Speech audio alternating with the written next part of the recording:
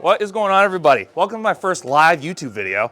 So we're gonna go ahead, we're gonna break this pig down. We're gonna be cooking this today, so I'm gonna go ahead and break it down kind of two separate ways. One half is gonna be somewhat whole primals that's gonna be able to go on the smoker, and the other half we're gonna kind of break down into smaller cuts, easily cooked, that we can just toss on the grill, have them for lunch.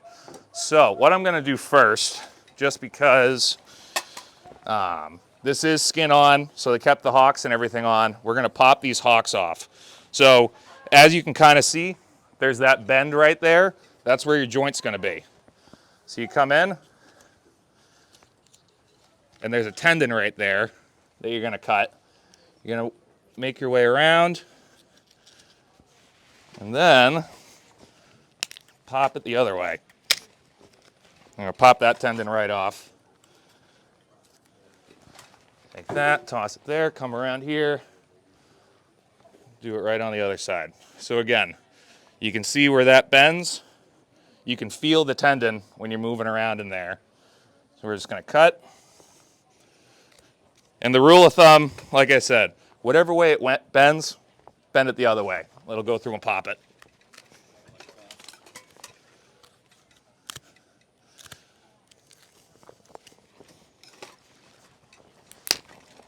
All right.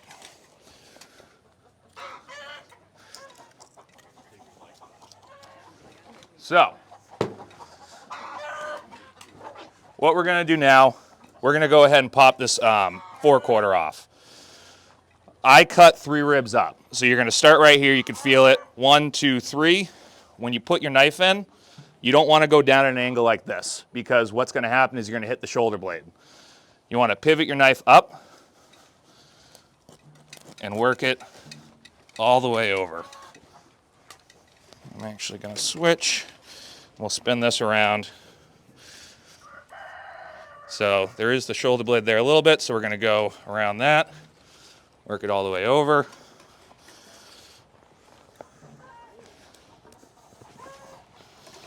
We're gonna grab our trusty saw, get a good hook in,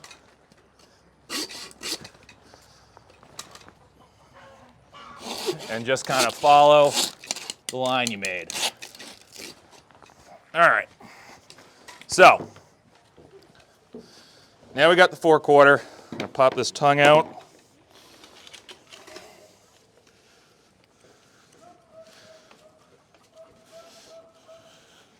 And there that is. So the way I usually process all of my pigs, I skin.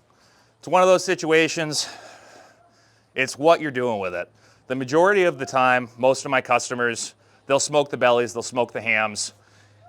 You're not eating the skin on most of the stuff. You're pulling that off after you pull it out of the smoker. So for me, it is easier just to skin them fresh. The other thing is, when they're cold like this, the skin does tend to stick to the meat of what you're doing. So again, the skin will come off, all the organs like the tongue and everything. We'll toss that in there. And then we're gonna go ahead and pop this head off.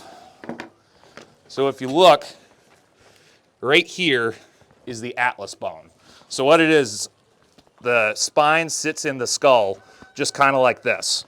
So what you're able to do, that's fun, is, thank you so much. What you're able to do, work your knife around the skull, into that atlas bone, and cut right next to the cheek. So once you pop that, the head comes off.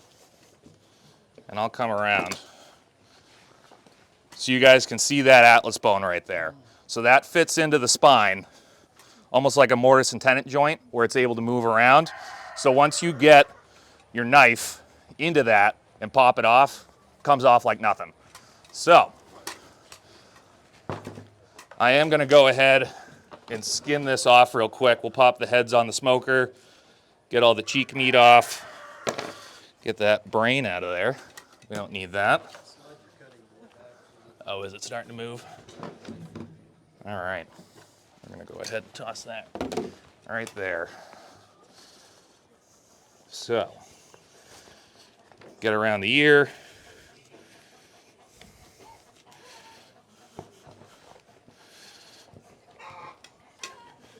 So if you've never processed a pig and you're looking to, one of the biggest tips I can give you is make sure your knife does not touch the teeth. I don't know what it is about pig teeth, but it will dull your knife as immediately. Something about it, it just crushes it. So, just kind of got to be careful of where your knife is. So the heads are nice. Again, we're going to cook them whole today, be able to kind of pick everything off. This is good for like if you're making tacos or something like that. You can just go through, pick everything out. You can also use it to make head cheese, which is one of the grossest and most interesting things you can get out of a pig. So that is essentially, you're taking the whole head, the trotters, ears, basically everything with collagen in it, tossing it in a pot with a bunch of aromatics, and just boiling the piss out of it. After you do that, you go through and pick all the meat out of it and strain everything out of the boiling liquid, which is now full of gelatin. It's a variation of it, yes. Yeah, all over the country there are different ways to do it. All right. So, there's your cleaned head. If you were to go through and pull all the meat out of this, you're going to get this chunk of meat right off the nose. There's a muscle right here, right behind the eye socket, and then the cheek meat right here. This is one of the most underutilized pieces of meat. And I'll be honest, the majority of the time I end up tossing it in sausage as well. Insanely tender and absolutely delicious. So, we're going to go ahead, toss that, exactly, jowl bacon. So, now we've got the butt and the picnic. So, there's a couple different ways to break this down. We're going to break it down the down dirty way, just because I don't have a bandsaw here. So, you can see this is where your rib cage is. The ribs come up here, and here's your neck. These are all the feather bones from your butt. So what we're going to do, start up here and get behind those feather bones. And just work your way underneath it. Follow that bone around and just work your way up. Leverage is your best friend when it comes to breaking down animals. It's kind of like a running joke. Animals want to come apart. You're going to find all your seams. You're going to find everything that's really going to be able to break it down easier if you take your time and look at it all. So, I'm going to come around this neck here. How did you kill it? So, this one was done at a processor, so more than likely it was a captive bolt gun and probably a shock as well. When I worked at a USDA facility, that's how we did it. We had a captive bolt gun that we'd pull them into the chute, drop them, and then we also had a volt gun that kind of looked like a Y with spurs on it. So what would happen is you'd come in, once it's dropped, you get right behind the ears, give it a shock that kills everything, all the nerves in the brain, and then you also go over to the heart, do the same thing. It kills everything in the heart and allows all the blood to go out. Personally, because I have a custom exempt shop. So what I do is I have a 45 long Colt, and that's pretty much how I do it. If they're being feisty and not coming close, I use a 410. So that's your neck bone, that piece. So now we've got the butt and the picnic. I butchered a lot of pigs like hell, but we never use the hands. Yeah. Well, again, it's all about what you're going to use. We always shoot them and Daddy just cuts them right. Yeah. So. Now you have a bandsaw too. Yes. It came like that though? Yes, so this came from the processor split. The head was still whole, so before this all started, I just kind of went through with the cleaver, split the head, make it a little bit easier. So if you didn't have like a power saw, would you just not do it, or do you do it manually, or what? So I use a Sawzall for all of my home stuff. When I came here to do this, it was kind of, what am I packing? What am I bringing? What am I doing? I kind of wanted to do it in a way to where I brought bare minimum supplies, because I'm sure the majority of you have either seen a pig processing or you haven't. So I kind of wanted to show you the bare bones of how to do it in your backyard. So what I was getting to, I should have showed it before. Actually, I'll just show it right here. So if I had a bandsaw, what I would do, this is where we split it. I would take the bandsaw and run it right up these ribs right here. So when you get your butt, there is the socket that connects the shoulder blade to the arm is actually in the picnic. So the way we're doing it here, because I do not have a bandsaw, is we're going to go ahead and we're going to actually pop the shoulder blade off. So if you look at this, you can see the difference in the cut a little bit. This is where your butt ends. So what I'm going to do, and if you're worried about it, you can also kind of feel it. You can feel right here where the shoulder blade is. So I'm going to flip this. Nothing skinned yet? Nope, it's not skinned. So this still has the skin on it. So now that we've opened that, I am not sure what this was. So we're going to open up that shoulder blade. Can I go over and look at the head? You sure can. So there's your butt. So as you can see, that's your socket for the shoulder blade. So the shoulder blade and the arm are actually the only bones in most animals, us included, that are not attached to other bones. So this shoulder blade, as you can tell, because it's inside this butt, just kind of free swings on your body. So it's not attached to anything else.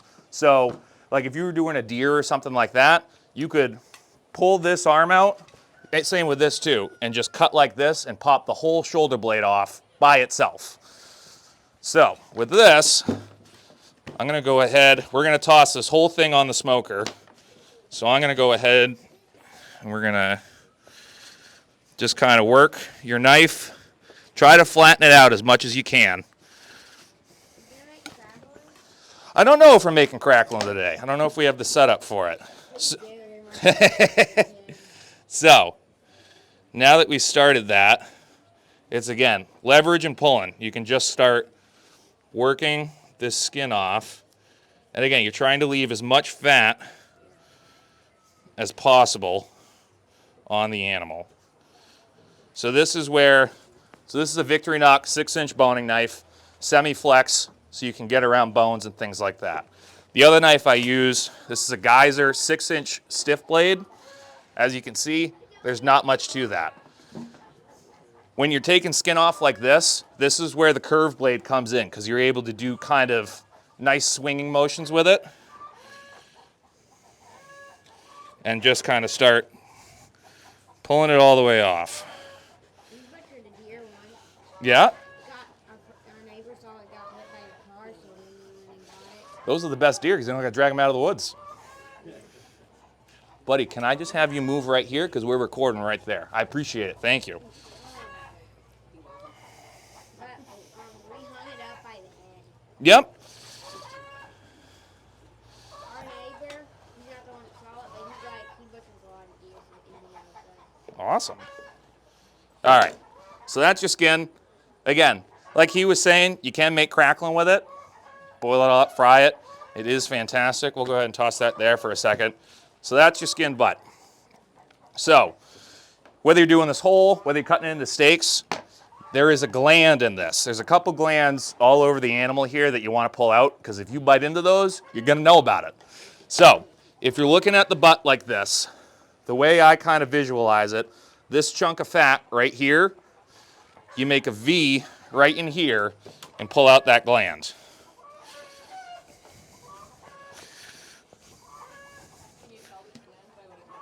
Yep, I'm just trying to get it open. I think I missed it.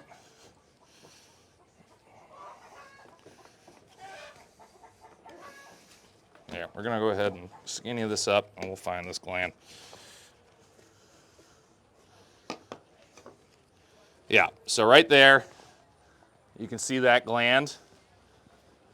Again, you don't want to chew on that. It's not gonna be delicious. So we're just gonna go ahead, toss that. And so at my shop, I've got a big old Hobart 250-pound capacity grinder. Does not matter how I cut this trim to size, it's going through. I'm sure a lot of you do not have that. You probably have either the KitchenAid attachment or you have a smaller one. So what I suggest, cutting 1.5 to 1 inch cubes, because that way you're going to be able to constantly feed your grinder. It's going to continue to pull. It's going to continue to go through. So I'm going to toss that there.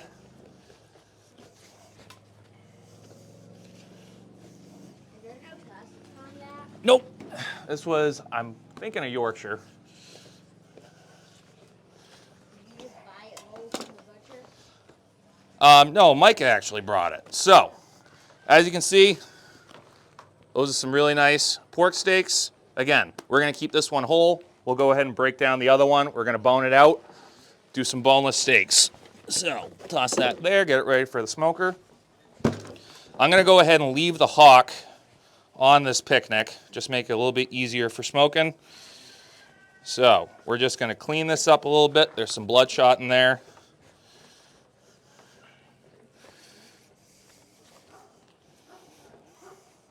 There's another little gland we're going to pop out. And I'm just going to trim that off right there. Trim this skin off so we can toss it in the grind pile.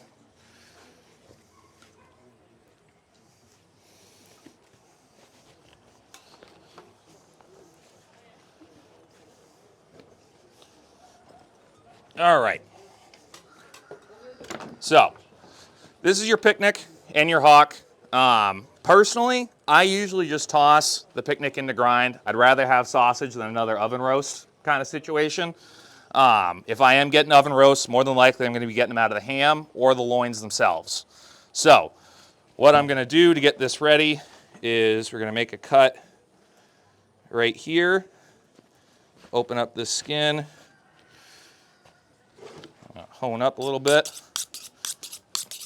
Sharp knives are your best friend. If you go through this with a dull knife, I guarantee you have a higher chance of cutting yourself. You want to let the knife do the work. You don't want to be sitting here jamming your knife in, trying to make cuts, trying to do stuff, because that's where you're going to hurt yourself. So, if you just come in, pull on the hide, and just let the sharpness of your knife do the work, I promise you, you will have a much better result and less stab wounds. I know that from personal experience. Yeah. Ask me how I know. I've been to the hospital plenty. Can you get through one whole hog without sharpening? I wouldn't. I sharpen, well, so I have my sharpening stone here. I sharpened before we started this just because I had a little downtime. This is a honing steel. So this, I like this one. This has a coarse and a fine side. So what I'm able to do is I'm able to go through, get a nice coarse hone on it, and then get it nice and smooth. So pop the rest of this skin off.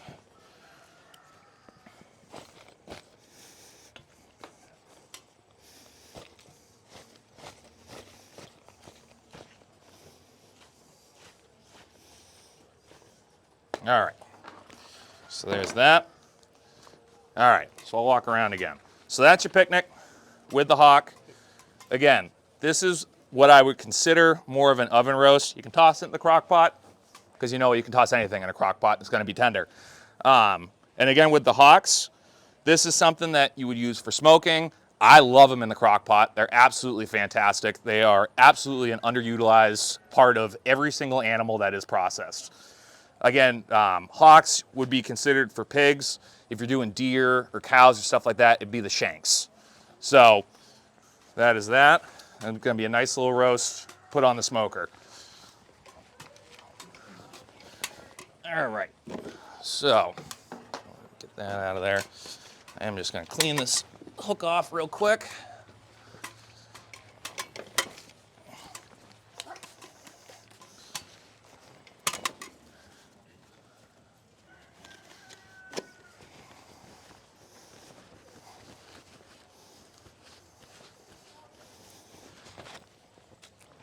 All right, so I'm gonna go ahead, pull this off, and we'll start breaking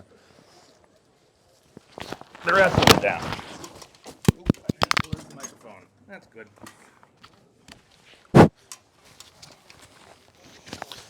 So this is the rest of the pig. So what I'm gonna do, we're gonna break the ham off first, and I will get back to breaking the rest of this down. We're gonna break down the loin and the belly first. So when you are making your cut to separate the ham from the rest of the loin, if you can see, here's your H-bone, which is your pelvis. And here is the rest of your tailbone. The way I line it up is essentially, we'll get this back in order. I will look at this, we'll break this little piece of belly off right here and expose the rest of it. And what we are gonna do is clean up my area because I'm getting cluttered. So, I'm gonna take my saw,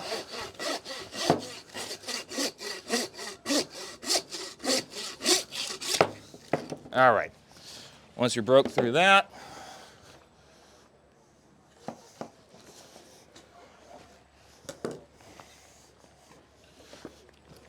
the skin's throwing me off, folks.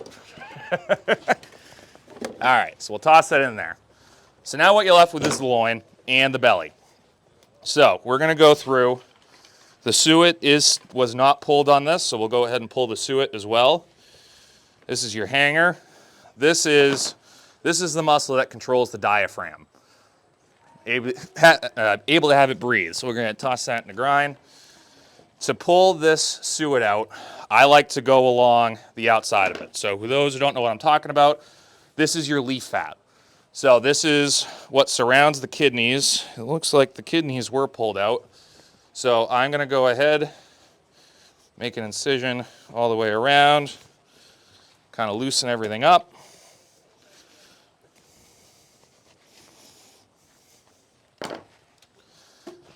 And also come around this skirt right here.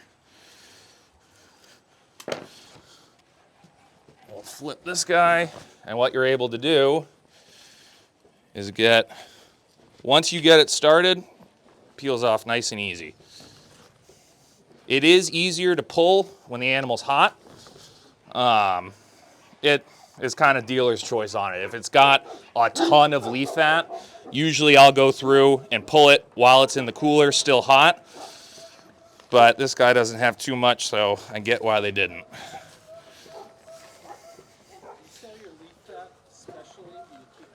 It depends on what I'm doing. If the cut, I will always suggest the customer to take it. I think making lard is awesome. It's fantastic, awesome for cooking and everything else. So I have a lot of people ask when it comes to wild game. I use pork back fat for all of my grind because if you don't know, the tallow off a deer is just waxy as hell. It just coats your mouth. It's not good. It's not good to put in the grind. Pork back fat is hands down one of the best things you can put in that. I have a lot of people ask if they can put this in here. I do not suggest it. The melt point on leaf fat is so much lower than back fat. So what you end up with is you just have a soup around your burger that you're cooking and no flavor in it. So we're gonna go ahead and toss that in case Micah is looking for that. So we're gonna go ahead and separate the loin from the belly. So if you look, here is the end of your tenderloin. So this is where we're gonna make our first cut. We're gonna come in here and just do a straight line. And if you're nervous about it, where you're gonna be cutting, you're gonna come right across these ribs right here. So you can take your knife and just mark it like that. So we're gonna take our bone saw and actually, you know what we're gonna do? We're gonna get down and dirty with this one too. So we're gonna go ahead and we're gonna pull this belly off of these ribs. So I'm gonna pull this skirt off. We're gonna come this way, and just kind of separate this skirt off, pull it back, and going to expose the bottom of the rib cage. Toss that to grind. And now that that is exposed, we're going to come around and cut right underneath. When you're making these cuts, you want your knife pushed up against this rib cage. You don't want to be pointing it down, because that's what's going to happen is you're going to lose that bone and your knife's going to slip in, you're going to gouge your bellies, stuff like that. So we're just going to come around here and open it up. Once you get to these smaller bones up here, they are a lot thinner and are able to cut through, so you just got to be aware of that. So we'll go ahead and flip this over. So now we're letting gravity do a lot of the work. And we're going to open this up. And what this is going to go into is we're also going to be pulling the loins, or the loin itself off of the spine as well. So now you can see the ribs are all done up. We're going to come back around here real quick, pop this tenderloin out. And with this, it's again very similar. We're just going to follow this rib, not the rib cage, I apologize. Follow the spine around, go around the pelvis.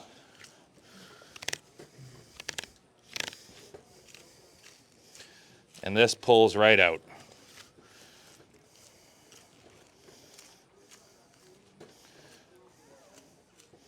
All right, so there's your pork tenderloin. Again, usually get them in little cryovac bags at the grocery store. They are delicious. Go ahead and pull some of that suet off.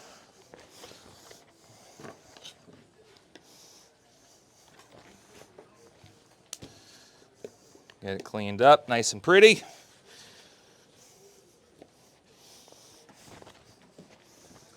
All right, and we'll toss that in the bucket.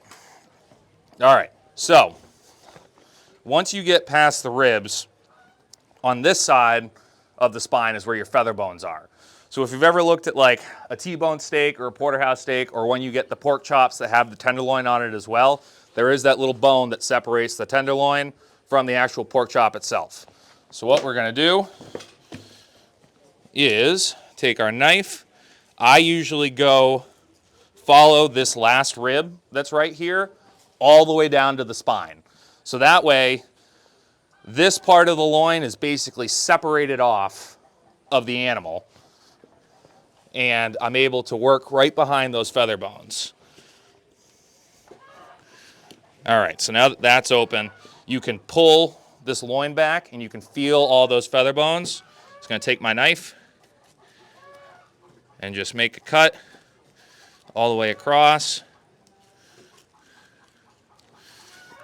And you're also going to go around the rest of the H-bone, which is your pelvis. So we're going to work this around. And the other part of this pelvis, you're going to make a cut. Try to show you a little bit. So this is the part of the pelvis I've already moved off of. You're going to turn your knife around and cut inside here, and that's going to remove the rest of the loin for you. So we'll make a cut right here. All right, so now basically the whole loin is only held on by right here. So we're just going to take our knife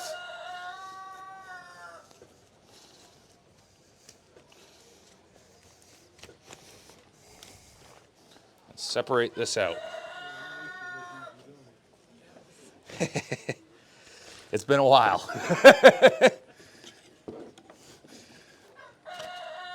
The only thing you might have to deal with, and I'll show you once You can kind of see me doing it now, but I'll show you after the fact. I'll walk around and I'll show you.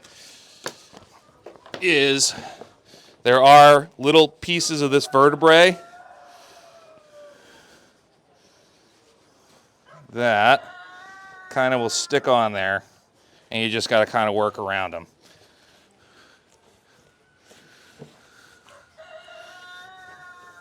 All right, so that's what's left.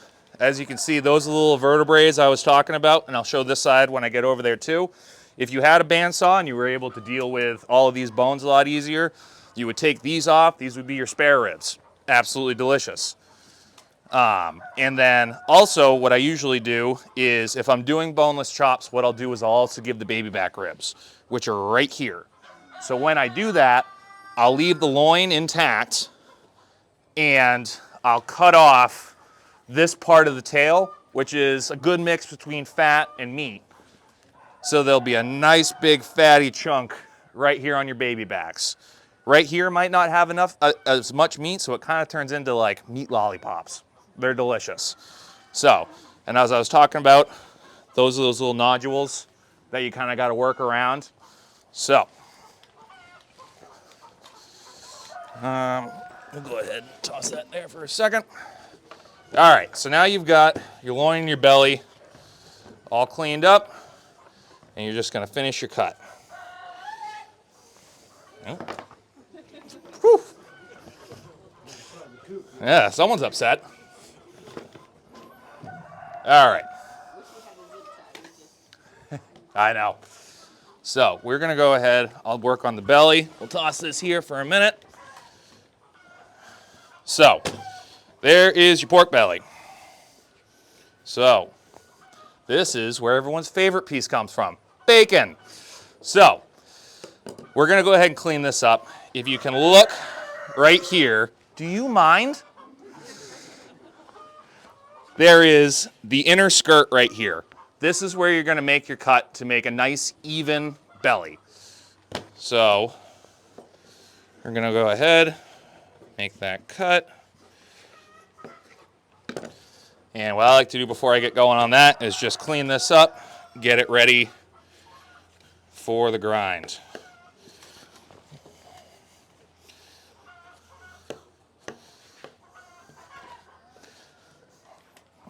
Anybody have any questions so far? What kind of a knife set do you use? So I have a bit of a mix matched. I've just got a regular around 12-inch breaker. I couldn't tell you the brand on this one if you paid me for it. This is a Geyser 6-inch stiff blade. And this is a Victorinox 6-inch flex knife. I enjoy the rosewood handle, but you can pick up the polymer handles the same. You could probably find the polymer handles way easier than the rosewood.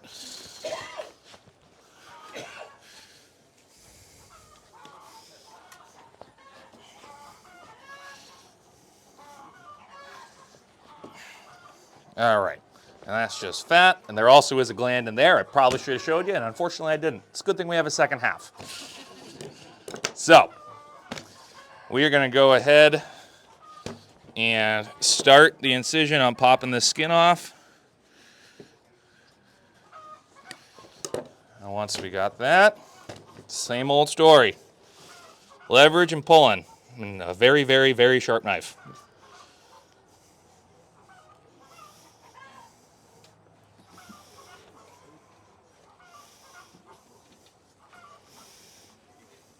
So what I'm going to do with this is we're going to roll it and tie it, make it a little bit of a better roast to kind of smoke. But again, if you were going to be making bacon, you would go ahead and take this, put it in a brine for about 10 to 14 days of your choosing. There's 1,000 different brine recipes online of what you can do. I usually just do a very simple salt sugar brine along with a curing salt.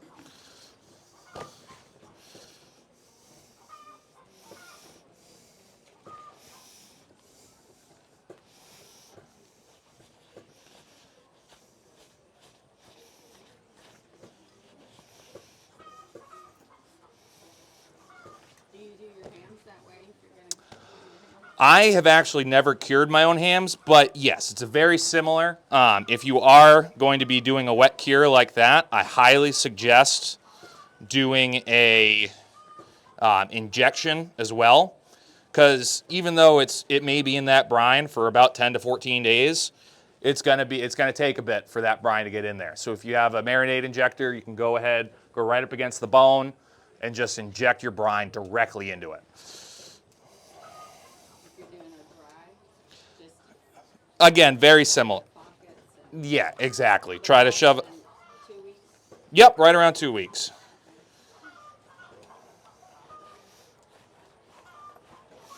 All right.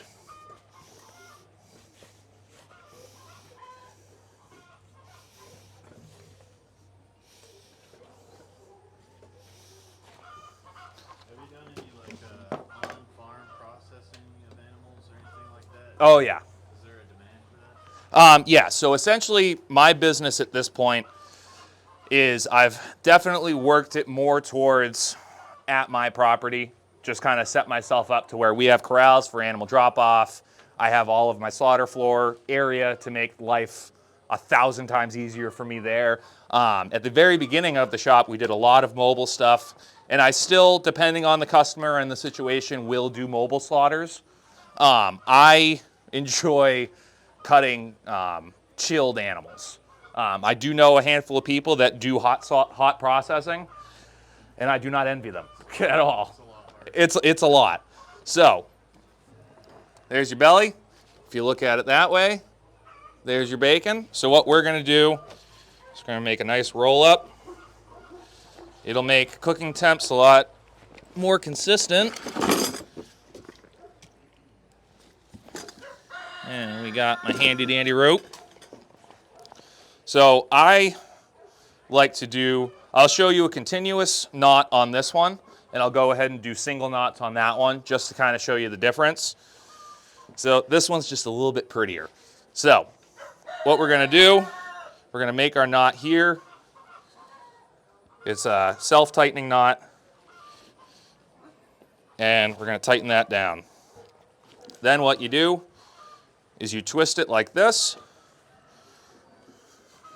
and just work your way all the way down the roast. So what this does is, again, makes a nice even roast for you to cut, or for you to cook. You don't have to worry about temperature differences and things like that.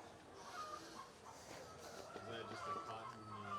Yep, this is, you can find this on Amazon, you can find it on, I would say probably 80 to 90% of my supplies off of Walton's Meat Supply. And then you're gonna bring it around it. If I was doing a much longer tie, what I would do is just hook that in underneath it. And then you're gonna come back around at the knot you originally made, hook it up underneath, come back around on the other side. Oh. And just give it a good pull. So as you can see, as soon as you pull it, it tightens all the knots up that you've already made. And then we're just gonna make a loop, pull that original string through,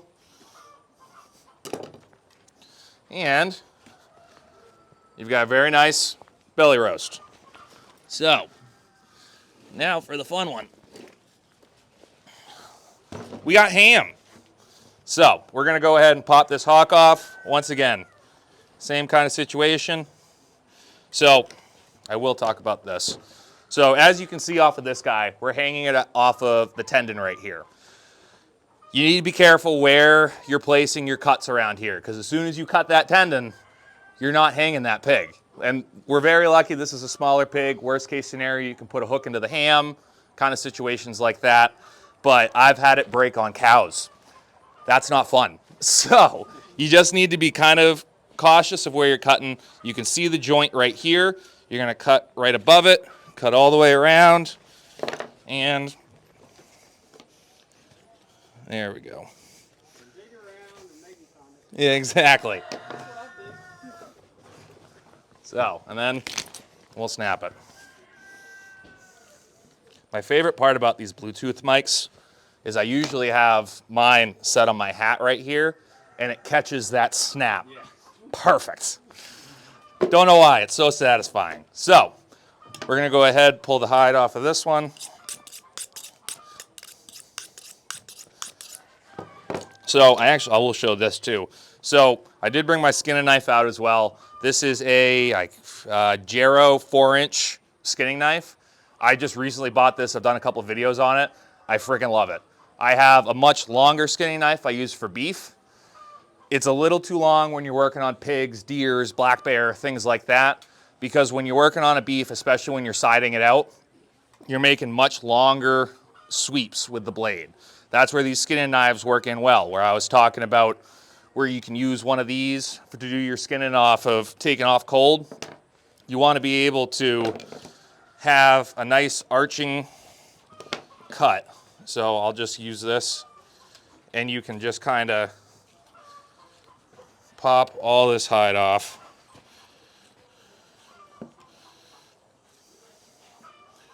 So what we'll do with this one, we will leave this one whole as whole bone in. And what I'm gonna do on the next one is I'm gonna do it whole, but we're gonna do it boneless. Just to kind of show you guys a little bit of a difference. Again, if I had a bandsaw, you could do ham steaks out of this, you could do ham roasts, like multiple different ones. And, yo, absolutely. Absolutely. So I actually do get that question a lot, where I overarchingly call this the ham, because this is the primal that it is. It is the ham off the animal. A lot of people will say, when I give them, they ask for fresh ham steaks, and I hand it to them, they're like, so is this still a ham steak even though it's not smoked? Yes, it's just a fresh ham steak. If you were to do ham steaks, what you would do is you would go through, brine, smoke, and then after it's already chilled again, you would go through on your bandsaw, cut them into ham steaks, and huh? We might. Turf and turf. All right.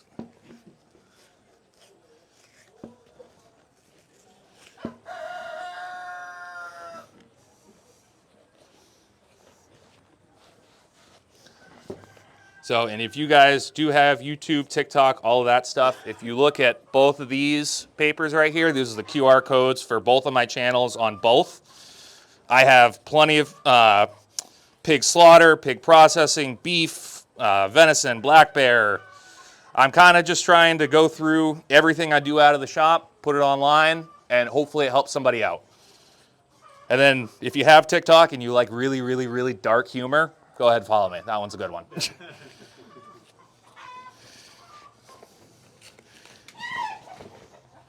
Easy. All right.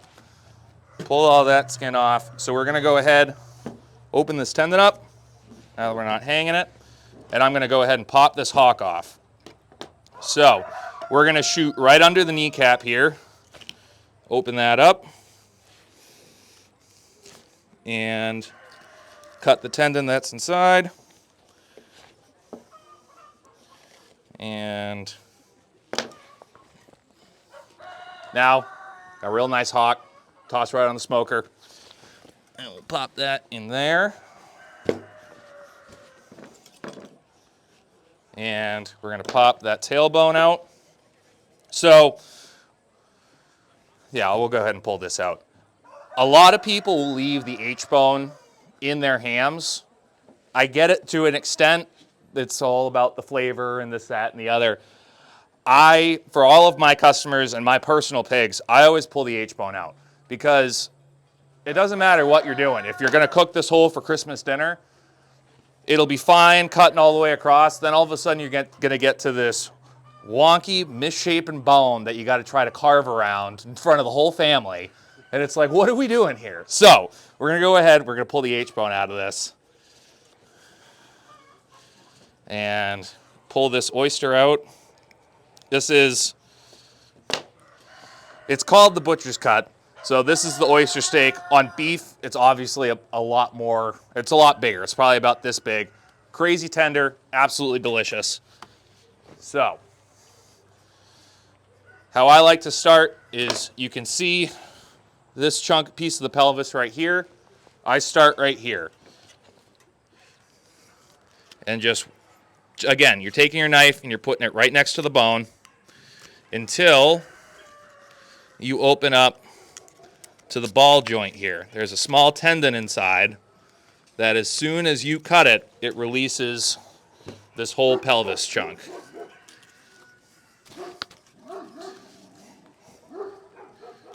All right, so before I take it all off, that's what that is. You can see the ball joint right there and the small tendon inside.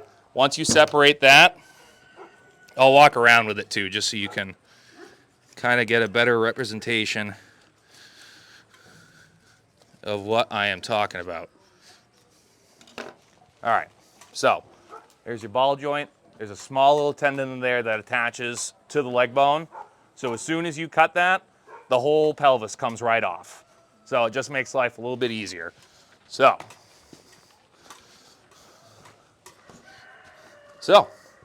nice bone-in ham. Again, you can brine this, you can smoke it, you can cook it just like this, just a fresh oven roast ham. So those are all of your bigger bone-in cuts. So what we're gonna do now is the loin, which I completely forgot about. It's a good thing. So we're gonna go ahead and once again, pull the hide right off of this. So,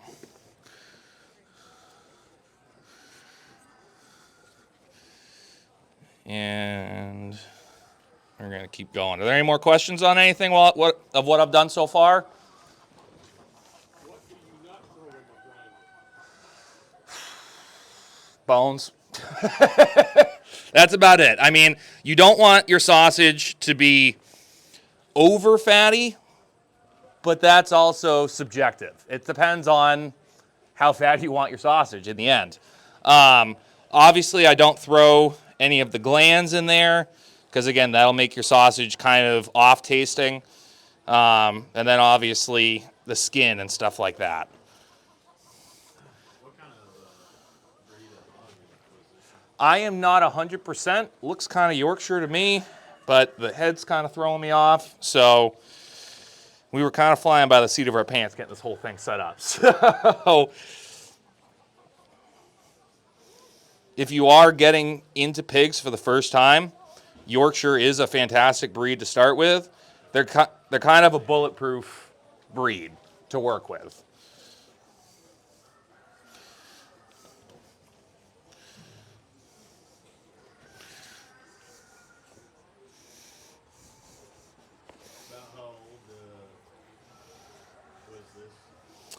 I am not 100% sure, but I would probably guess right around 5 months, just based on size and weight.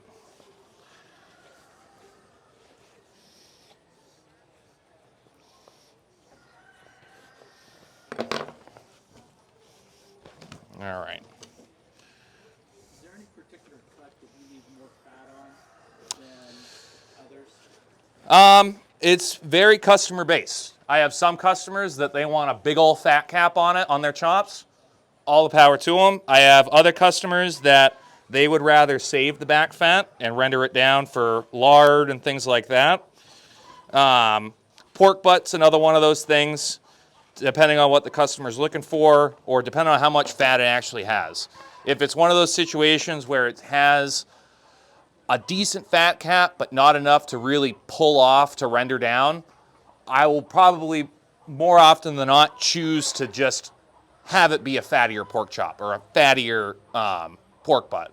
Because again, your fat's the flavor. That's where it's all going to melt down and it's going to seep into the meat, make everything delicious. So what we're going to do with this one is I'm going to Just square up the ends a little bit on it. Get this little chunk of shoulder blade out. So, and we're just going to cut this in half. So I'll go ahead and show you the singular knots on this. You get out of here. No free lunch. All right.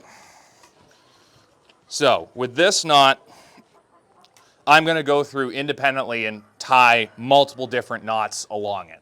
So when you do this, you're going to want to start in the middle. If you start at one end and work yourself all the way to the other, what it does is it kind of works like a tube of toothpaste, of where you push on one end and it all goes out the other. So when you start in the middle and work your way off both sides, you end up with a much more even roast. So we're just going to do this. Easy. So this knot, it's the same starting knot as the other one. You're going to hold your twine up like this, go around, under this side, and back through. Pull it down, pull both sides, and there you go. So we'll go ahead, get this tied up. Any questions while I'm tying? Where are you from?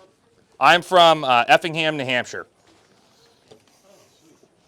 Yeah, we took a little road trip to get down here, but we're here. Free State Project. Yeah, exactly. Did you go there for the Free State Project? I have not been to any of the Free State projects or the Pork Fest yet. Are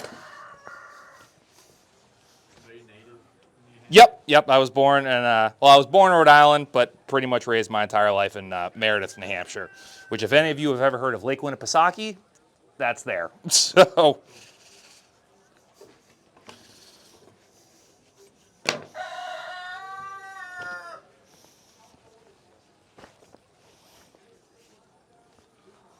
So why would you choose single string over a continuous? I usually do the continuous more, but I just kind of wanted to give everyone a representation of both. I didn't know if it was like easier to cut. I like the continuous just because I think it is easier, but it depends on people's skill level with it and what they want to do, and it is also dependent on cuts. So if I was to do like a ham roast or something like that, like if I was to cut a ham in half and do like a boneless roast, I wouldn't do either of those. You'd almost do like a star roast, or a star tie. So you'd start with the ham sitting up like this, tie, tie, tie, tie, and then do one singular round. So that way everything's tight and that other one just kind of sinks everything in. So what is the purpose of tying it up? Is it just for when you go to cook? So when you cook it, what happens is the juices in the meat, they essentially flow throughout it, and that's part of the cooking process. When it's tied, everything's compressed in on itself, so it almost allows it to move faster through the meat and allows it to cook more thoroughly. Actually, what I'll go ahead and do is I'll leave that one untied, and I'll tie this one, and we'll toss them on the smoker and see what happens.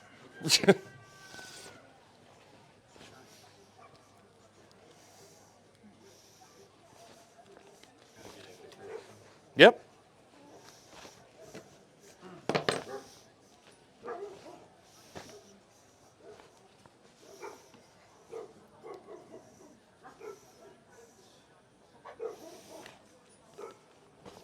So you set up your own like butcher shop at Yep. your place? Like, what is Yep, we have a detached garage on our property that we took, and before I get into that, there's your nice tie. So this would be your rib side and center loin roast. So, and we'll go ahead and we'll toss that in. This is going to be your sirloin. I'm actually going to cut the sirloin off, and we'll cut that into steaks right now.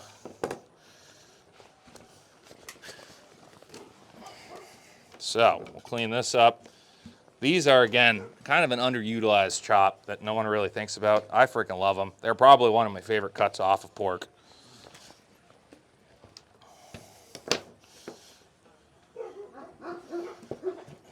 Kind of cut these right around 1 inch.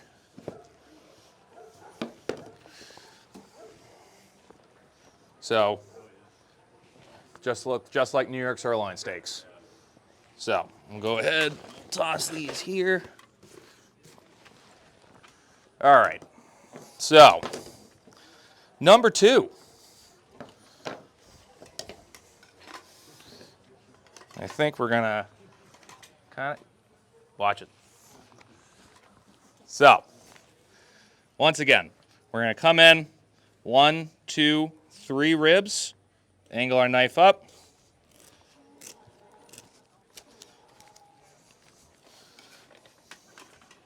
Come around this other side. It is kind of animal dependent. Sometimes, there it is. You can cut right through the cartilage of that shoulder blade.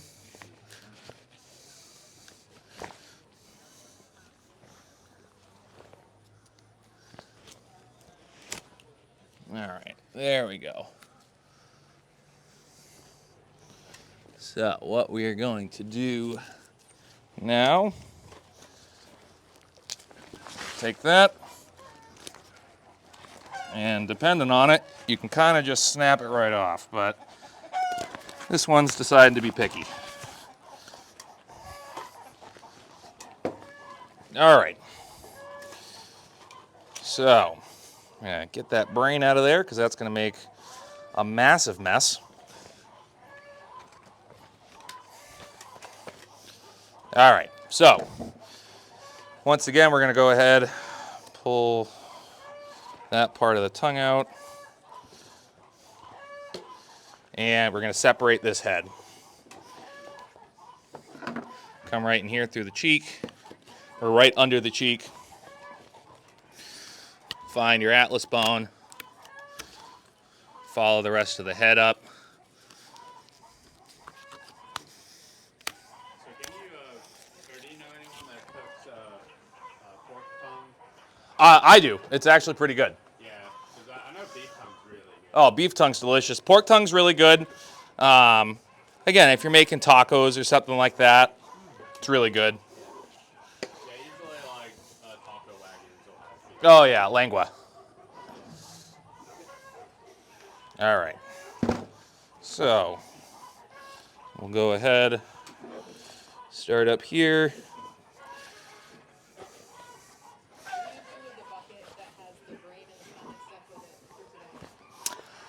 Haven't figured that out yet. The chickens seem really good. I know, they're very interested in it. So I'll go ahead. We'll talk to Nicole once we're done over here, and yeah, exactly. We'll get that figured out. Normally, I have a compost pile on my property that I'll just go ahead and turn all the bones and guts and everything into, try and make some pretty good compost with it. A lot of the bigger facilities, they'll go ahead and they'll send it to a rendering company that they'll take it, they'll go through it, they'll boil everything together, pull everything out. They'll take everything that comes off of it and they'll turn it into biodiesel or soaps and things like that. And then they'll take all of like the extra stuff that's actually still kind of meat and food and stuff, whatever, they'll take that, put it into dog food. So.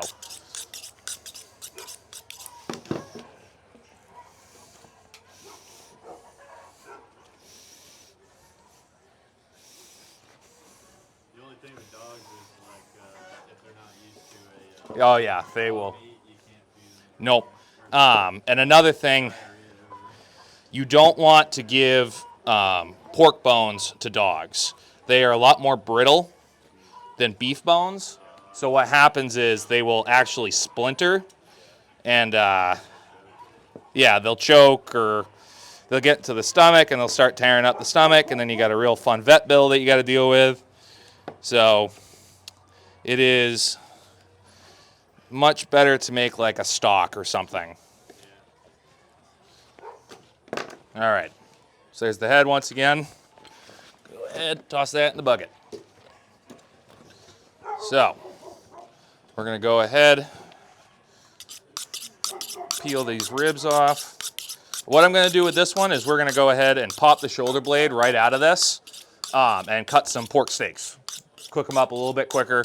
I love pork steaks. I feel as though it's a very underutilized cut because everyone gets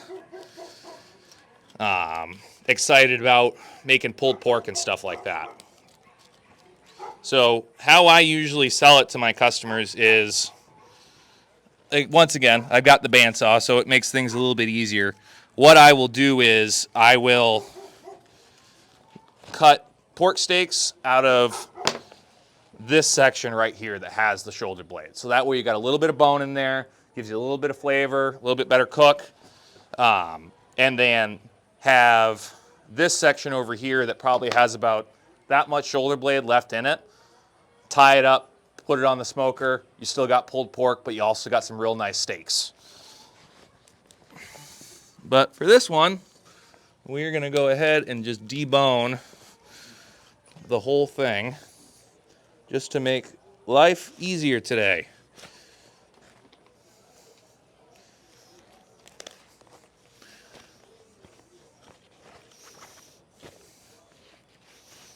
All right, so there's that. Go ahead and separate this. Again, you can kind of feel where your shoulder blade and that arm bone connect.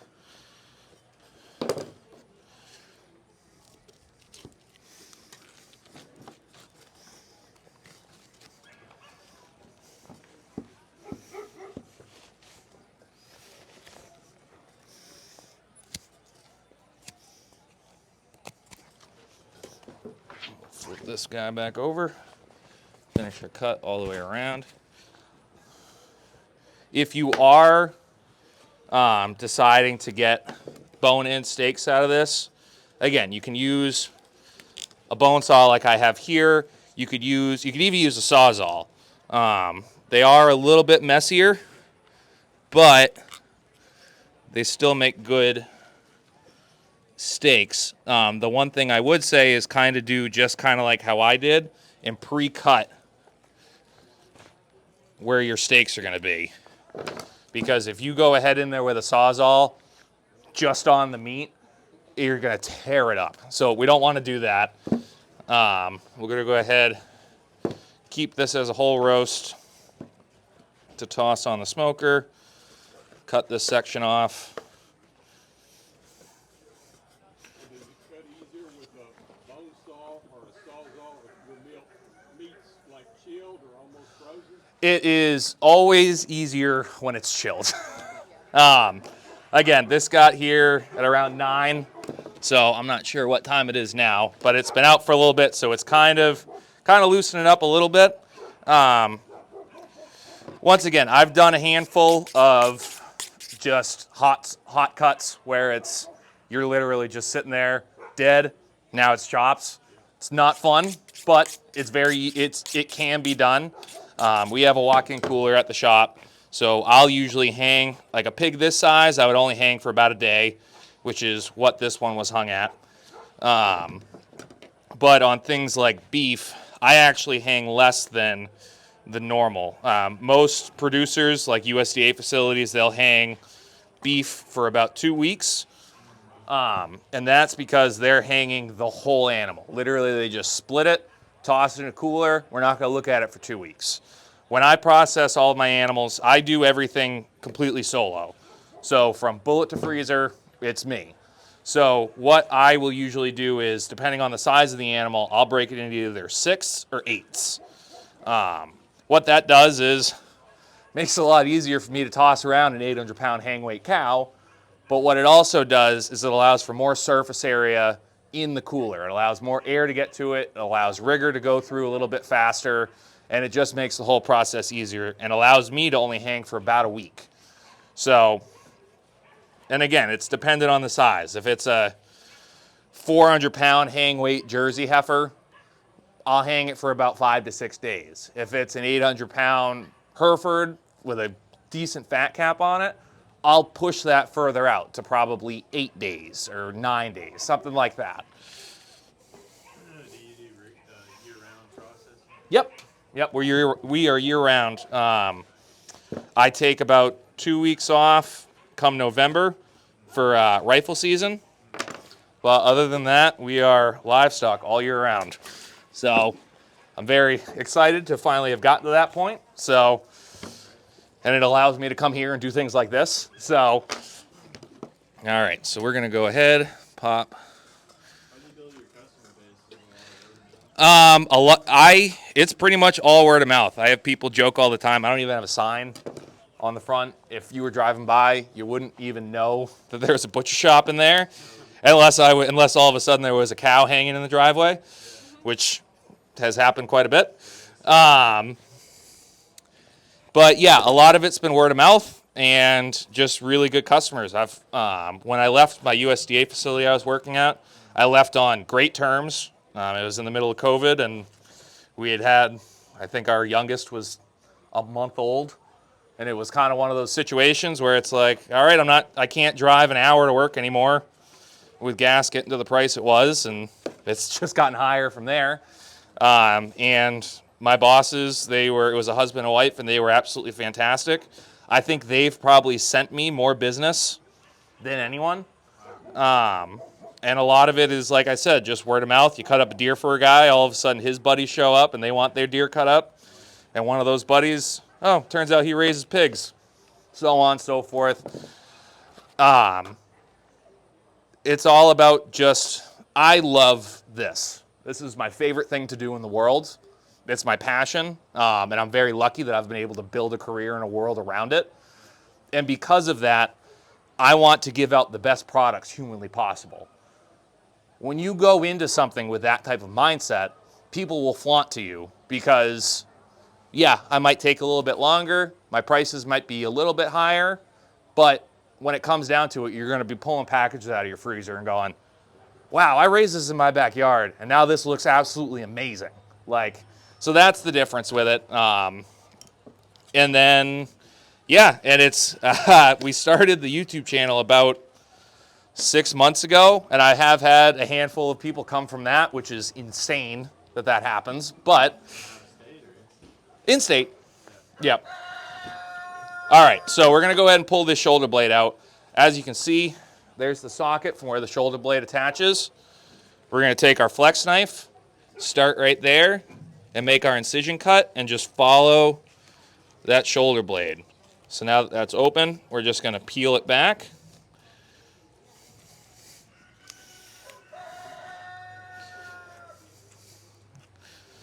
And then we can flip that open, come around this side, and then work your way over to the top. So for those who have never seen a shoulder blade before, there are two sides of the shoulder blade. I'll show you once I get it out. There's a piece of bone that rides right along the middle of it that pops up. So what you're going to do is you're going to take your knife and you're basically going to put it right to that spine of the shoulder blade. Work all the way around. Make an incision right here.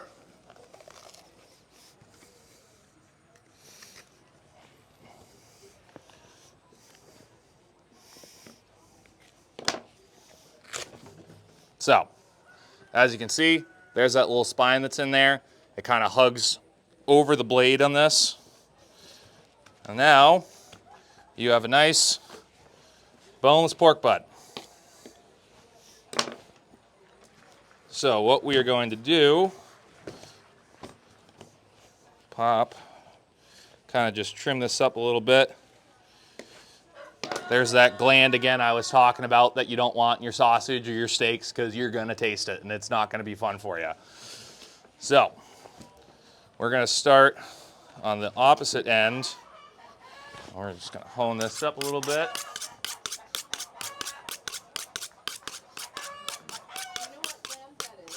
Do you know what gland that is? Like, do you know what gland that is? I knew the name at one point, and I forget what it is now. I just think we're full of glands, and are there so few glands in there, or are most of them? So there's a handful of glands. So there's going to be the gland right here in the shoulder. There's going to be a gland right here, and there's also going to be, there's a gland in the ham that isn't as bad. Like, you're not going to go in and dig through the ham to get it. But the gland that's right in here, you pull it out anyway, just in the trimming process of the belly. So,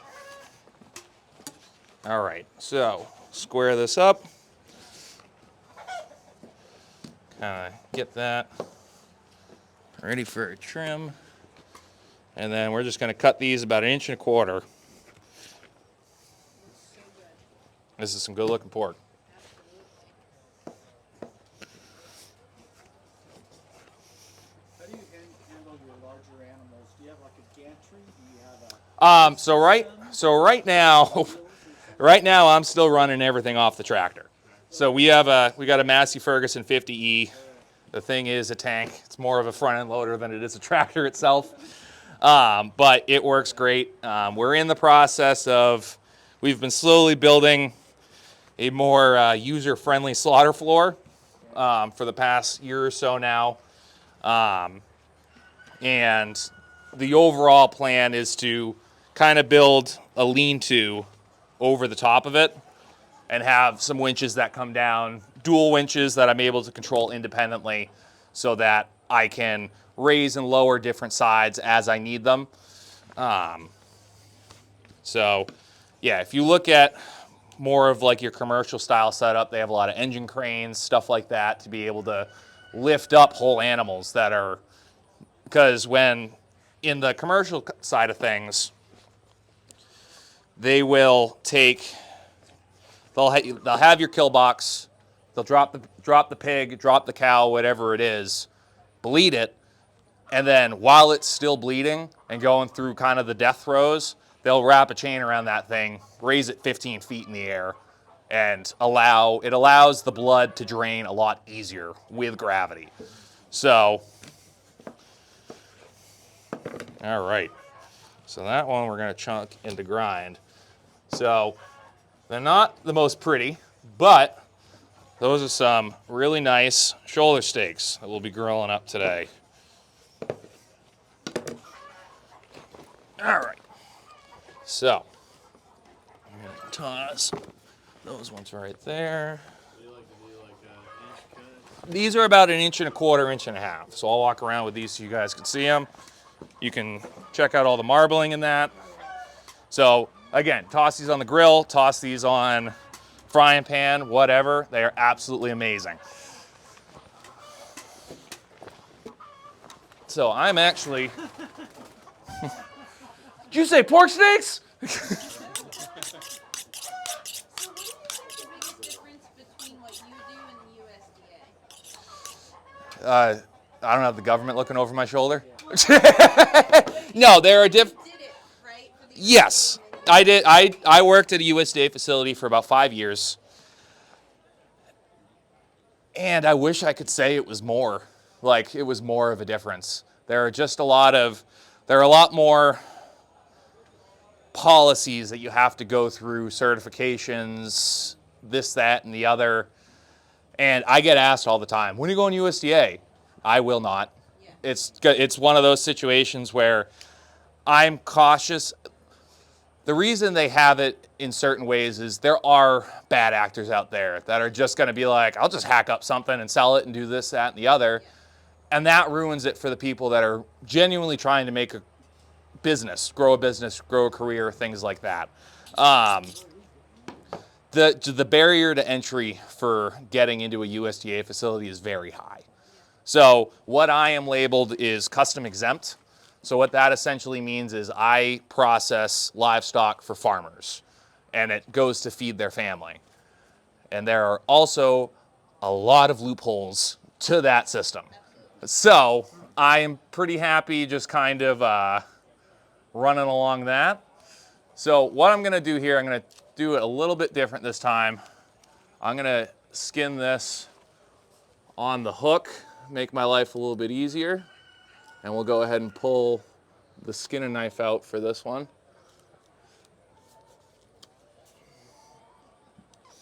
So when did you start butchering? I started working at a grocery store in my hometown, and I was on my way to the military. I had paperwork that I needed to sign, and I was off, and I got Employee of the Year at the grocery store, stocking groceries. And all of a sudden, all the different departments were like, hey, come work for me. Meat department paid more. So I was kind of like, yeah, this will be cool. I'll work in the meat department, make a bunch of money, hang out with my friends, go off to boot camp in the fall. Well, I kind of fell in love with it. I had the manager of the meat department worked for a guy who had a custom exempt shop that they did exactly kind of what I just said, processed cows and pigs and deer and stuff for farmers. And at that point, I knew meat came from animals, obviously. But I was 18 years old. My mom worked at a bank. My stepdad owned an auto body shop. I never really thought about it. And as soon as I was like, oh, I can just cut up animals for a living? That's pretty cool. And tried to get into the apprentice program at the grocery store, and they weren't really having it. So I ended up getting an apprenticeship at a small mom and pop shop that was trying to start up. Worked there for right around 2 years and ended up going to a quote unquote gourmet shop. Essentially, we marinated steak tips, chicken, things like that. We had a steak case where we would have ribeyes, strips, and stuff like that. And from there, I just kind of fell in love with it more. You got a yellow jacket. I see him. I'm trying to avoid him. But yeah, I just kind of progressed from there. Kind of just doing more research on my own, trying to figure out different things to do, being on YouTube constantly, just kind of learning things as I went. And when me and my wife bought the property we're at now, I basically went to every slaughterhouse in the state of New Hampshire and Maine, and I didn't care if they were hiring or not. I dropped off an application, and I was like, this is what I want to do. I'm determined to, at some point, figure out how I'm going to do this, and none of them were hiring. And I had to go back and work at the gourmet shop. And I was like, haha, this is so defeating. And about 2 weeks into that, one of the slaughterhouses I applied to called me and said, hey, you still looking for a job? And I put my 2 weeks in about 15 minutes after that conversation. So I worked there for about 5 years on the cut floor, which is essentially where the animals come out of the cooler. Me and 2 other cutters would break them down into the customer's desired cuts, and they'd go over to the pack floor. Well, about a year or so into me being there, I would eat my lunch as fast as I possibly could and go over and just stand in the doorway of the slaughter floor and just watch and learn. And it got to the point where the owner, so there is your other gland that we were talking about. Yep. So it got to the point where I was kind of all right, so-and-so's out sick. Want to work on the slaughter floor today? And it progressed from there to, hey, everybody has the day off on Friday because we finished all our work for the week. I don't really want to pay so-and-so and so-and-so to come in to kill 3 cows. You want to come in on Friday?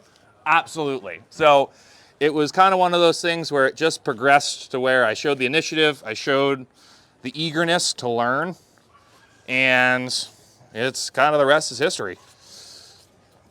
Yeah, and we've been on our own for... Tell that story again when you see some kids standing around watching. Yeah, I know. They need to hear that part of it too. Yeah. Well, I will admit that's somewhat of a script at this point because I have told it a bunch on a bunch of other random podcasts and everything, but it's true. I've had a couple customers be like, man, you're expensive, or you're this, or you're that. And I'm like, yeah, I didn't start this yesterday and just kind of huck this price out of this is how much you're going to pay me. It's been 13 years starting from being employee of the year at a grocery store to now owning my own business, to where it's like I have set my prices the way I've set them, and it's you got to work for what you want to do. You can throw a bunch of money at something and start a business, but if you don't have the skills or the backbone to start it the right way, exactly. I like that. I might steal that. All right. So now everything's going to be 10,000 times easier. So what I'm going to do is I'm going to show you how to do spare ribs and things like that as well. So that's the belly chunk we're going to take off. We're going to come right around this side of the ham. We're not going to cut into the tenderloin. And we're going to open up this suet, and I'll turn this way so everyone can see it. And we're going to pop out this suet. Where are you saying that's a syrup you usually don't want? Is it like real greasy? This is great for making lard. Okay. So this is, I will take this over back fat when it comes to making lard, but I will take back fat over this to put into your, like if you were making venison sausage or something like that. So you wouldn't want that in your sausage? No.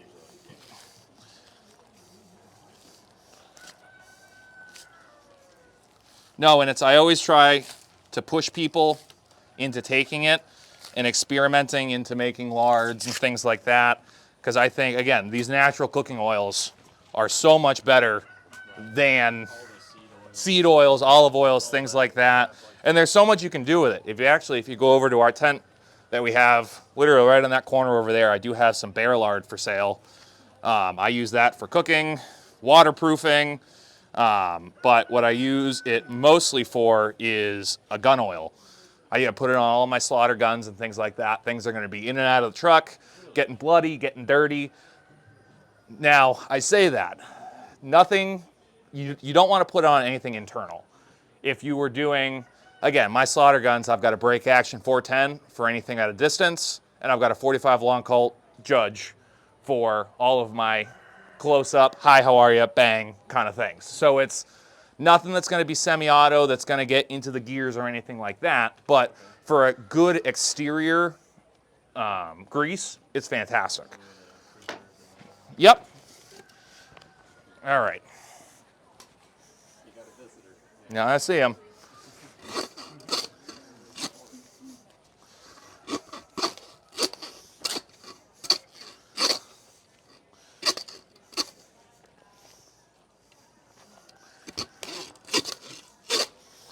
All right, so now we got our belly again. So clean up a little bit more of this leaf fat and kind of square it up a little bit.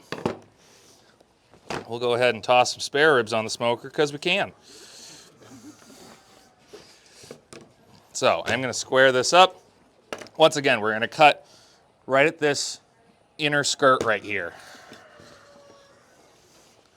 Square it up, make it a little pretty, and kind of trim this stuff up.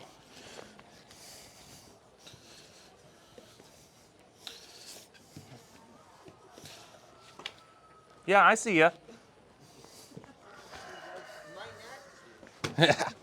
She gets any closer. I know. All right, so what we're gonna do, we're gonna pop this first skirt back, and we're gonna try and leave this one on this time.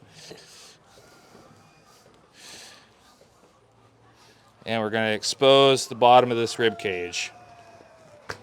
So, now that we have it laid out like this, we're going to pop this section right here, get that off.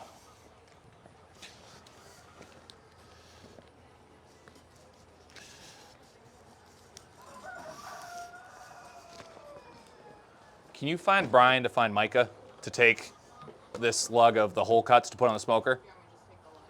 Well, it's about, if you would like, that would be fantastic, my love. This is my lovely wife, Nicole, who I dragged down to Tennessee to meet all my imaginary internet friends. Huh? Yes.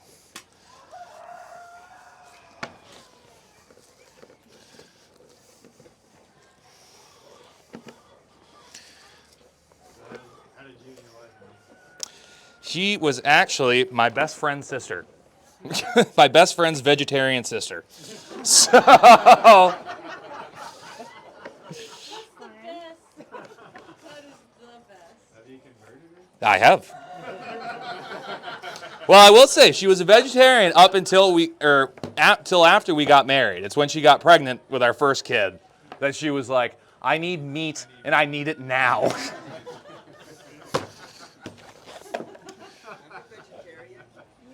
Yeah. I eat all my grass secondhand. Exactly.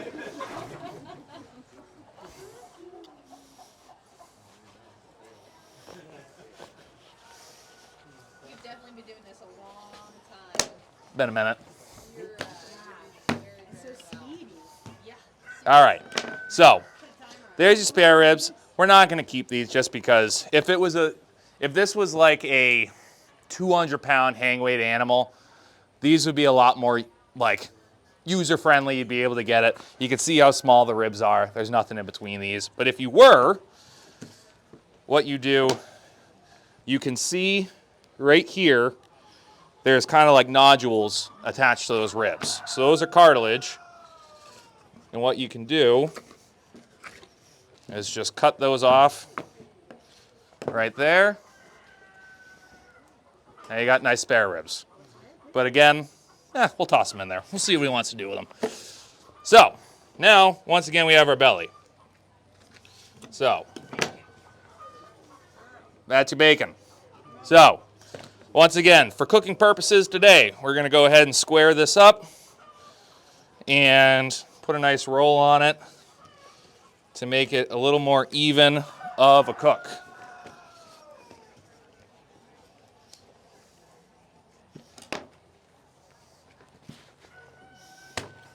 I need that full thing. Oh, yeah.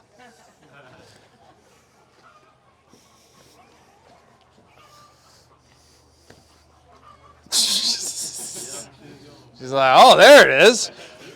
You're down there more. I get it. You can throw some of that over the fence. And they Oh, they'll go to town. That one's like the fatter one of the other one. Oh, yeah. I can tell why. The smarter one.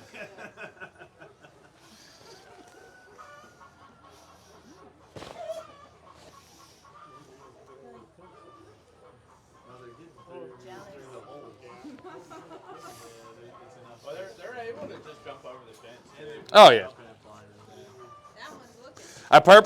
I purposely haven't been tossing stuff just because, one, they're not my chickens, and two, they're like piranhas. As soon as you toss one, they're going to be all flocking over. Swinging back, putting back over the fence. They haven't realized they picked the wrong one.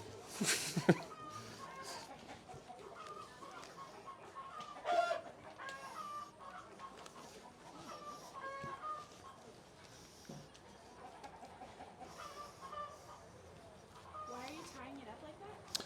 So it aids in the cooking process, and especially with this being the belly where it's just one big flat sheet.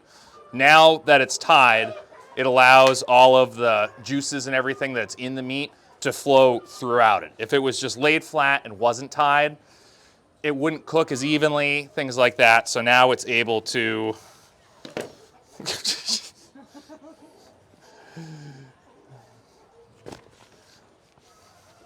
much do you charge to process a goat? A goat, I charge, I think we just changed the price on that. Was it $150 or $125 on goats? $150. So I charge a flat rate on goats and sheep, mostly because I hate them with every fiber in my body. No, it's okay. But also I do everything based on weight. That is how I've figured everything out and how I've had it to where it works. So whether it's, I'm processing a beef at your farm, you bring it to me, pig, venison, black bear, moose, all of those things. I charge $1 a pound hang weight. The only thing that fluctuates is the slaughter fee or how much it costs to skin or things like that. And that is all just dependent on how much time it takes me to do something. Goats and sheep, they're one of those things that I can do them fairly quick, and they're all right around the same. So there's a 100-pound minimum. Like all of a sudden you bring me a goat that's over 100 pounds, one, I'm going to look at you like, what are you doing? And two, there's more work that goes into it. There's more time that goes into it. And I also charge for grind fee. Everything I do is cryovac and sealed, along with the burger in tiny 6x10 packages that stack in your freezer like little bars of gold. So that is what I charge for that.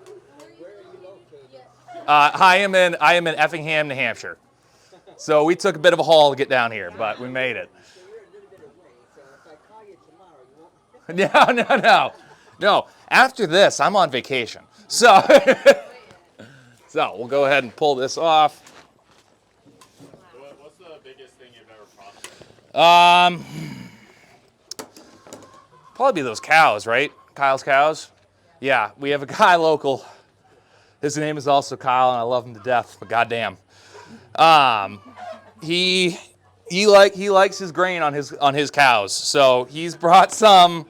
He brought one that I did with my tractor, and like I said, my tractor is essentially a front end loader essentially a front end loader with weight on the back. I think it hung at 956, and it was like the neck was barely off the ground. My bucket goes to about 13 feet. The neck was barely off the ground, and it was light in the back. When you were on the tractor, it was light, and I'm like, all right, let's get this thing off of this bucket as soon as possible. But yeah, so beef-wise, I would say that is probably the biggest I've done. So I'm going to go ahead and separate the ham, once again, from the loin.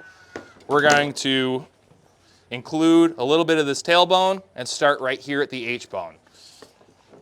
So we're going to go ahead.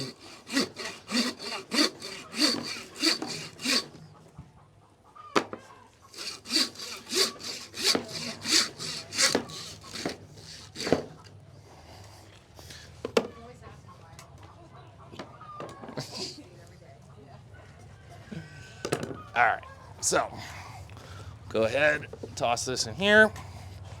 So we're going to pull this tenderloin out. Get the rest of this suet out of here. All right, so we're pulling out the tenderloin. We got the H-bone right here. We're going to take our knife, follow that around, follow this spine, and peel this whole thing out.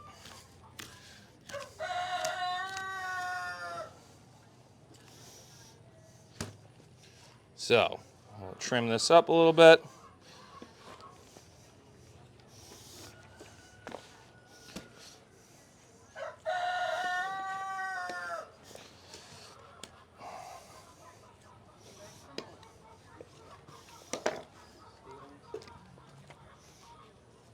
All right, so now we got nice tenderloin. Like I said earlier, you'd find just in like the cryovac packages at the grocery store. So we'll toss that in there. And what we're going to do with this loin is we're going to go ahead and cut it into 1.5-inch chops. So we're going to cut this little section of the ham off. Toss that in the grind. And because we're boning this whole thing out, I'm going to show you how to pull. How often do you like to hone the knife between the cuts? Whenever I stop, whenever I like do like a full stop, I'm going to jump into something. That's when I like to hone. You're never going to, I'm not going to say you're never going to over hone. If every 30 seconds you're sitting over here, yeah, you're going to over hone. But if it's like, so I just shifted from, all right, I'm going to trim this up, get it ready to go. Now I'm going to debone it. In that in between, I'll go ahead, put a quick hone on it, makes life easier, keeps your knife sharp. So we're going to follow this H bone.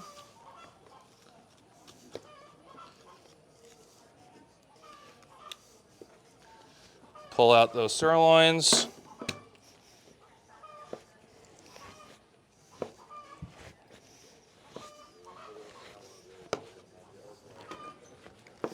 All right. Got some nice sirloin steaks. So now, just because this H bone gets wonky, I'm going to go ahead and we're going to pop this right off, make life a little bit easier. You're going to cut right behind it. Cut this little chunk of meat out of here, toss it in the bucket. And on most hooved animals, actually pretty much any animal, you can kind of see how the spine goes straight, straight, straight, straight, starts to make that turn.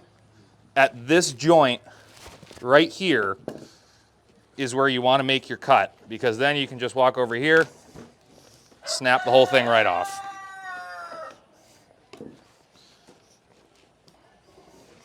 All right, so now we'll start on the feather bones this time. You're going to cut right behind these feather bones.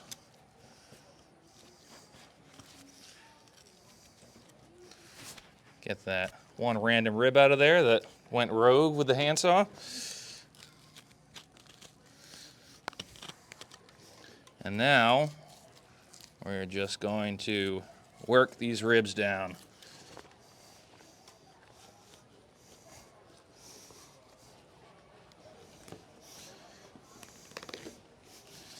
Now flip it over and just pull the rest of this out. Once again, you're going to be dealing with those little. Yep, that's the thing. You're working around the bone. You're not trying to power through them. Just let the knife move around it. This is where the flex knife comes in handy.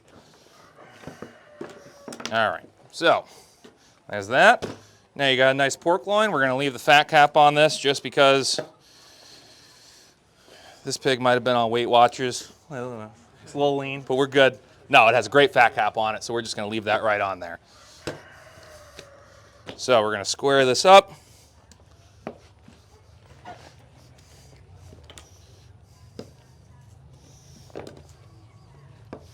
And we're just going to do about 1.5 inch chops.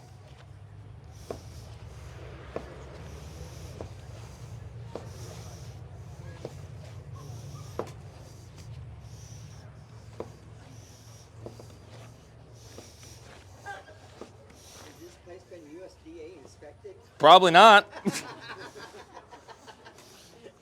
Good. All right. All right. Oh yeah, the meat, the pig itself was USDA processed. So if whoever's up wants to come around and kind of look at these are your different sets of chops. So you have your rib chops, you have your loin chops, and you have your sirloin chops. So I'm just kind of setting these up in the way they go. So these are your rib chops, kind of resemble a ribeye steak. As you go down, you have your center cut loin chops. And then all the way at the end, you got your sirloin chops. So, yeah, exactly. So, personally, when I process my own pork and things like that, what I'll do is I'll take the rib end, I'll save that as a roast. It's fantastic. We had it for Christmas last year. It was absolutely delicious. I think the fat content that's in it and the tenderness of it lends itself more to a roast than it does a chop. Again, both of those qualities make it a fantastic chop, but for me personally, I would rather have it as that. Then you get into your loin chops, which are what you usually see at a generic in a generic grocery section, and then your sirloin chops. Again, I love these. My favorite thing to do with them is do them in the Dutch oven with some cream of mushroom soup, tomatoes, corn, or not tomatoes, potatoes, corn and onion. They tender up like crazy. They're absolutely delicious. So we will go ahead, toss these in, and then I'll show you my last trick. Ta-da! There's more. Wait, there's more!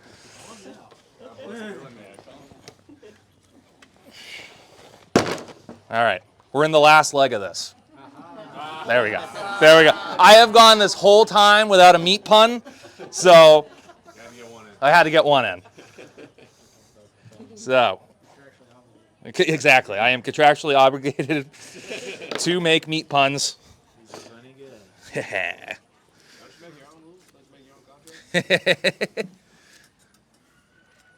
I think that meat is going to be gold. it sure is. So we're going to go ahead and we're going to cut some boneless ham steaks out of this. Don't mind me.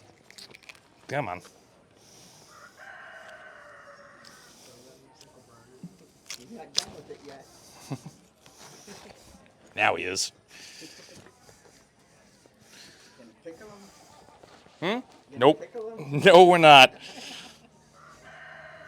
Listen, I'm from the north. We don't go that far.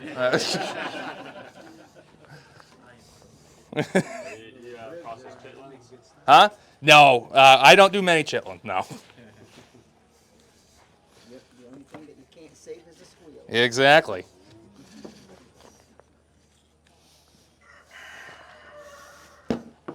All right, so kind of the same as the first one. We're going to pop the rest of that tendon out. We're going to look again. There's your kneecap. You're going to come right underneath it. Cut that. And open it so you can see the rest of that.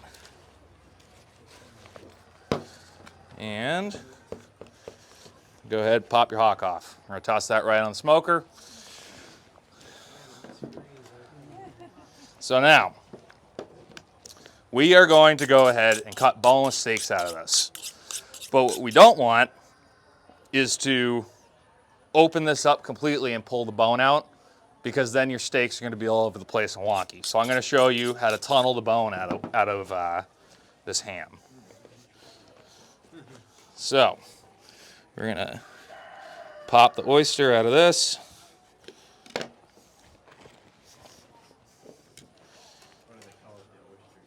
Because now I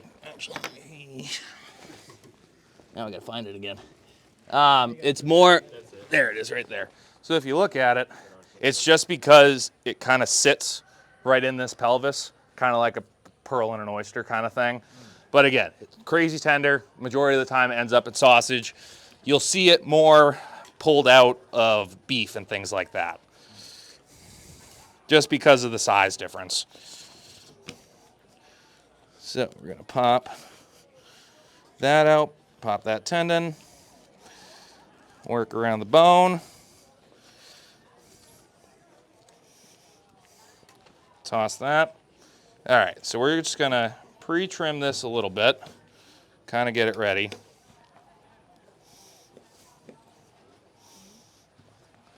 All right, so first thing we're gonna do, we're gonna come up front here and we're gonna pop this kneecap out, because that's gonna get in our way. So, gonna not cut yourself. That's rule number one. We're going to pop that out. So, now what we're going to do is we're going to come in here and follow the bone all the way up with your blade.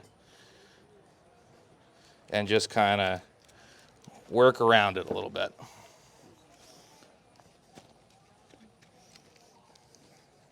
Again, you're trying not to cut all the way through, and every couple strokes, just kind of take a glance at what you're cutting, what you're working with.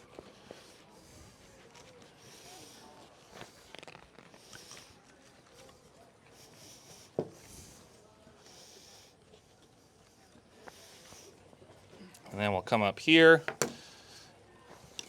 and kind of start doing the same thing. Just kind of work around.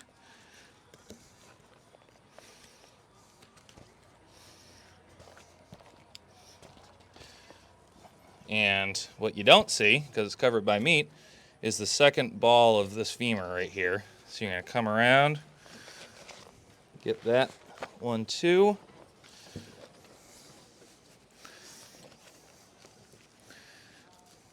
Open it up a little bit more. Yep, I'm caught right here.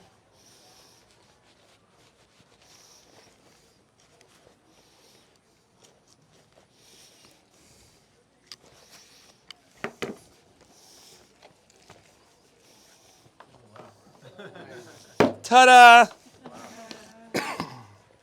So, I'm gonna finish popping that kneecap out, because like I said, was in my way.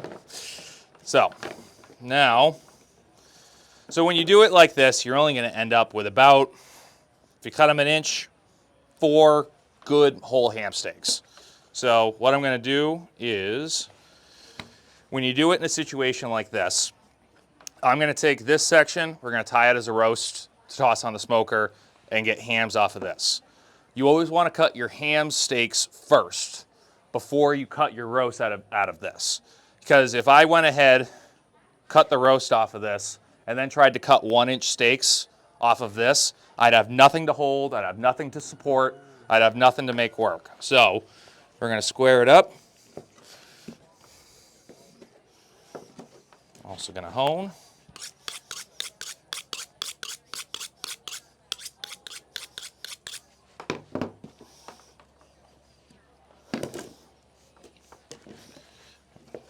Chunk that when I got it up here. And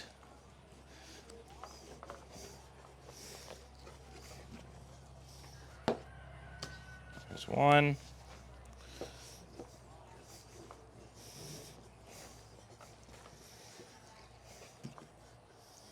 There's 2.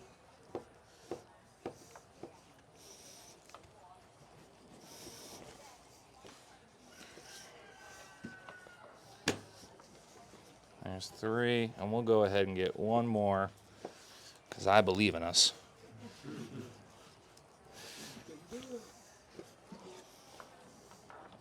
And there you go. So, what I'm going to do with this, I'll take that,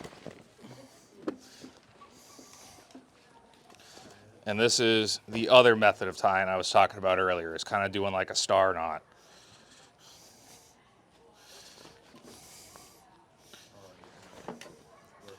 Yep, we're going to work our way all the way around it. Yep. Because as you could see, before I started tying it, it was all loosey-goosey, a bunch of random different parts that really didn't fit together at all. And now, as I work my way around it, all of those sections that would have never cooked evenly together now all come together and will cook into a nice even roast. When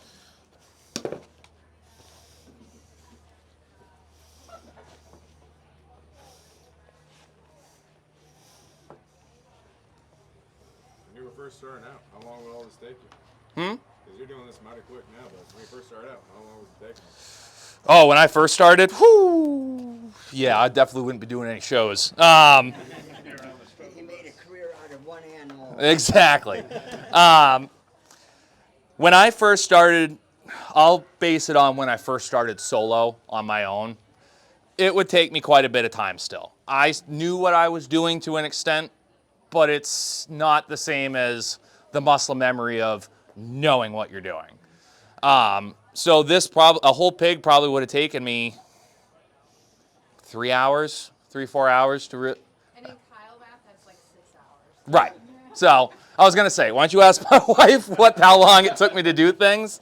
But yeah, again, as time has progressed, I've learned little things that I've either taught myself or heard from other butchers or heard or just seen online that make things a lot quicker, like just how it goes. Obviously, being in a pole barn in Tennessee, that wasn't on my bingo card of how to make things quicker or not. So that has been something. But And a wiggly table. and a wiggly table with a half-warm pig. But you know what? We got it done. Yes, sir. So, are there any other questions on anything? That's what I was gonna say. probably if a pig was cold or Absolutely. get it right down there at the crystallization stage. Exactly. Then they, Do you have like contact for like if, for interviews and things like that? Yep, you can actually, there's a Table that you have piece over of, well, there's a piece of paper right there that has the QR codes to my YouTube and my TikTok. And then also, if you come up and meet me once I get cleaned up, I'll give you my number and we can exchange information and stuff like that. Okay, great. I appreciate it, guys. Thank you so much. Thank you. Absolutely. Lunch. Right?